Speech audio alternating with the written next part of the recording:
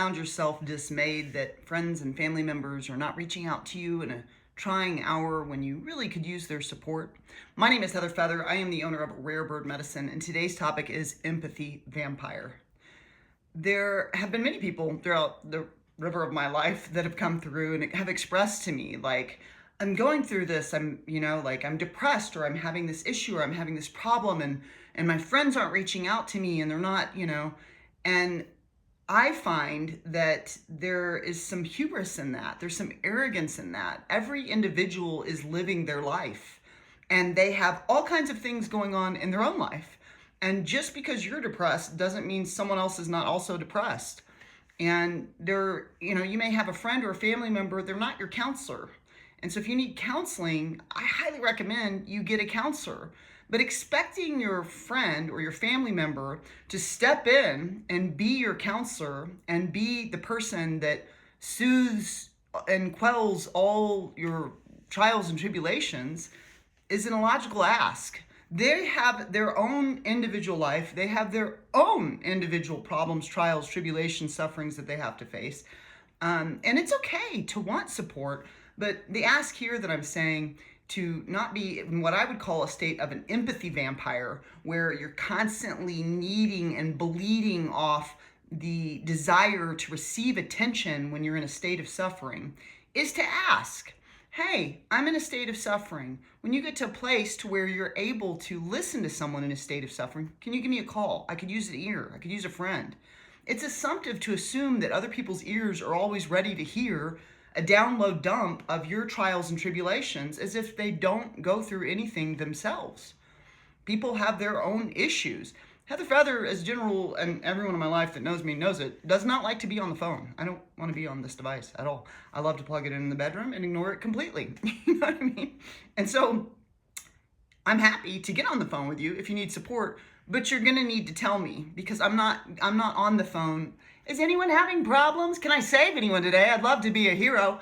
My life isn't doing anything. Nothing's cooking over here. How can I help you? Empathy vampirism can occur in another way, which I see often, which is where people rush into a dramatic scenario where someone is having a problem. They rush in to support and aid because somebody died, or because somebody is suffering or in the hospital, or because of XYZ. And then once the drama escalated circumstance has passed, they no longer show up to support that person. So they are like a drama chaser. They literally just run around to any type of trauma or drama. And that can be a way that we as individuals might choose to be more codependent in relationship to others, to avoid our own house on fire. Let me rush to your house on fire and help you put it out while the high drama is occurring. Let me be constantly invested in dramatic situations and scenarios so that I don't recognize that my house has been on fire my whole life. You know what I mean? So I don't have to deal with my own issues. So empathy vampirism can also occur where people feed off of the energy of high trauma, high drama, and not only do they rush to scenarios where that's occurring, those are the stories that they're telling. Here's another terrible, traumatic story. Things have a frequency. Words have a frequency. What you're speaking into the world has a frequency and an energy.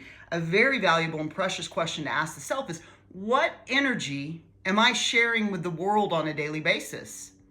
Am I sharing the energy of joy? Am I sharing the energy of love? Am I sharing the energy of terror and fright and nightmares? And sometimes Heather I was like, oh my God, I read a crazy nightmare story today, because those stories can be interesting. As a general rule, I do my best to, whatever trauma, drama, trial, tribulation story I have, to not shake that in the web on an individual basis with the people in my life. If you know me, you know Heather Feather does not call you and go, oh my God, I'm having a dramatic situation and can you talk me down? You know what I mean? There are a handful of close people in the river of my life that I've had great trials with.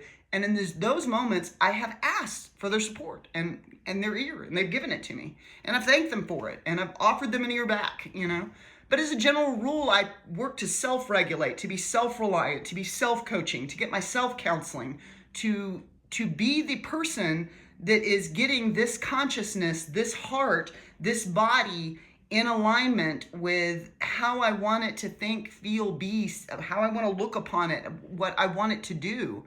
I am the steward of this. And there are psychotherapists and counselors that are trained to listen to your verbal vomit of all your trials and tribulations and help you to pick them apart and put the pieces back together and make sense of it. Your family member, your friend, may not be the most adept counselor to help you decompartmentalize your consciousness and make sense of it, And they may be a loving ear, they may be an unconditionally judging ear, but they may be that in their own space of trial. The biggest space where I see empathy vampirism showing up is in what I call toxic femininity. And it's where people are literally drowning in their empathy. And they're creating a reverse negative effect. Empathy is a beautiful thing. The ability to walk a mile in someone else's shoes is a beautiful thing. It's a grace, it's a gift. But if you have so much empathy, if you constantly empath the suffering of the world, if you constantly empath the suffering of others and the suffering of yourself, I could sit and stew in the juices of my own suffering from now into the grave. And that doesn't sound like a life I want to be living. I've already had tons of terrible experiences. I don't want to compound it by chewing on the bitterness of those fruits. I do want to integrate the lesson. What was I trying to learn in that trial tribulation? What I do believe darkened hours are here to help evolve us, to teach us something. So let me learn the lesson. My mom would always say that. If you don't like the lesson that you're on, learn the lesson. You can trust the lesson will change, but learn the lesson and it won't repeat. It will repeat ad nauseum until you learn the lesson. So if you're stuck in a pattern, take time to be like, what is this? What is this? My soul is trying to learn right now. What is this I'm wanting to understand? There can be a huge piece of, I notice the modern age is like, and I there's a quality that I appreciate about this, but there's this overwhelming expectation that everyone should just have empathy applied at all times and in all circumstances. And we've never had a world where all people agree. So no, the entire world is not going to have empathy with your XYZ label. No.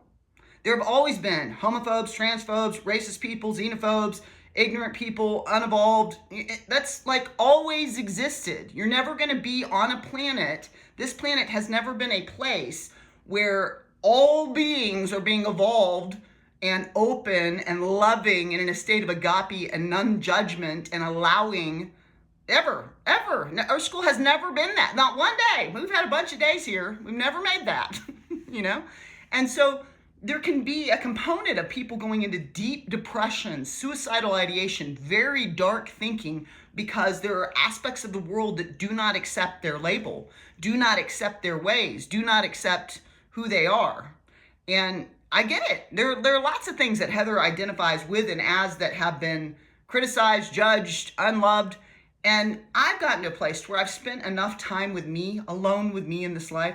I love me and I like me. If you want to judge me, if you don't want to show up and you have the opportunity to meet me or be with me, if you critique me and criticize me, if you do it behind my back or in my face, you do you, boo-boo.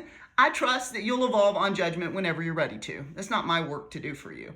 I love me. I like me. I don't get my self-esteem by you choosing to listen to me, to show up for me, you are not a part of my self-esteem at all. I have it, I hold it, I walk with it, it's in me, right?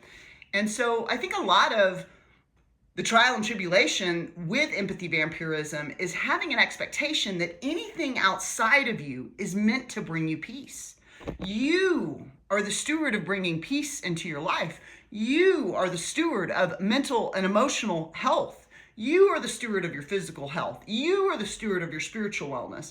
In very dark hours, I have found throughout my life, spiritual texts, spiritual studies, spiritual practices can align the self to a new and heightened focus that can assist the self from pulling oneself up out of the doldrums.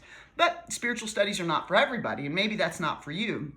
The ask that I'm asking you this day is, do you expect everybody to be in the watery depths of their heart based on who you are? Are you expecting more from your friends and family than is actually justified or even fair or loving kind to them? Are you an empathy vampire? And if so, perhaps it's time to add a little cool logic and strategy and cold air thinking into your life so that you can be in balance. You can always subscribe to Rare Bird Medicine on YouTube, like and comment there. Heather Feather always loves your thoughts.